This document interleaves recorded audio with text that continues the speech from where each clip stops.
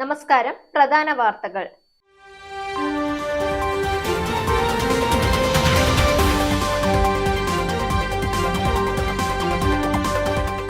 VD. Satheesan വെറും dialogue Satheesan, മന്ത്രി PA. Muhammad Riyas. Indira Bhavan സങ്കടക്കടലിന്റെ നടുവിലാണെന്നാണ് കേൾക്കുന്നത്. മന്ത്രി കെ രാജൻ. സഞ്ജുവിന് മികച്ച പ്രകടനം നടത്തേണ്ടി വരും. ഇന്ത്യ ദക്ഷിണാഫ്രിക്ക 3 ഏകദിനങ്ങളുടെ പരമ്പരയിലെ അവസാന മത്സരം ഇന്ന്. വാർത്തകൾ വിശദമായി.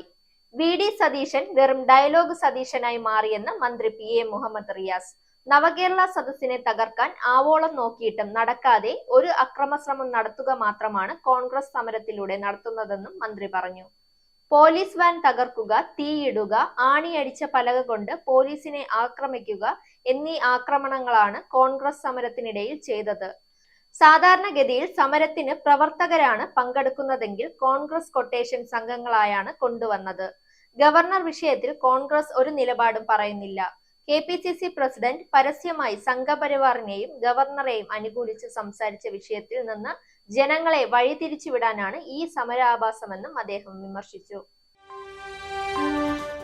ഇന്ദിരാ ഭവൻ സങ്കടക്കടലിന് നടുവിലാണെന്നാണ് കേൾക്കുന്നതെന്ന് മന്ത്രി കെ രാജൻ. നവകേരള സദസ്സ് തിരുവനന്തപുരം ജില്ലയിലേക്ക് കടന്നപ്പോൾ പലരും എന്തൊക്കെ സ്വീകരണങ്ങൾ നൽകണമെന്ന് ആലോചിച്ചു. എന്നാൽ കോൺഗ്രസ് ഒരു ഹർത്താലോടെ വരവേൽക്കാം എന്നാണ് ഉദ്ദേശിച്ചെങ്കിലും ഫലം കണ്ടില്ലെന്നും അദ്ദേഹം പറഞ്ഞു. എങ്ങനെ ഒരു കലാപവും ഹർത്താലും സൃഷ്ടിക്കാം എന്നാണ് കോൺഗ്രസ് ആലോചിക്കുന്നത്. പ്രവർത്തകർക്ക് തല്ല് വാങ്ങി കൊടുത്തിട്ടെങ്കിലും ജനശ്രദ്ധ കിട്ടാനാണ് ചിലർ ശ്രമിക്കുന്നത്. നവകേരള സദസ്സ് ആരംഭിച്ച് ഇത്രയും ദിവസമായിട്ടും മുഖ്യമന്ത്രി പറയുന്നത് പ്രതിപക്ഷവുമായി ചർച്ചയാകാം എന്ന് തന്നെയാണ്.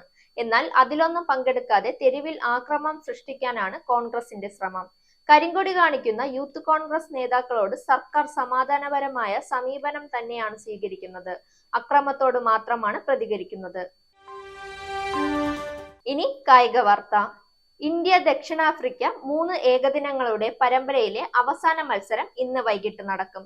ഇന്ന് വൈകിട്ട് 4 മണിക്കാണ് മത്സരം തുടങ്ങുക. സഞ്ജു സാംസൺ ആണ് ഇന്നത്തെ ശ്രദ്ധാകേന്ദ്രം.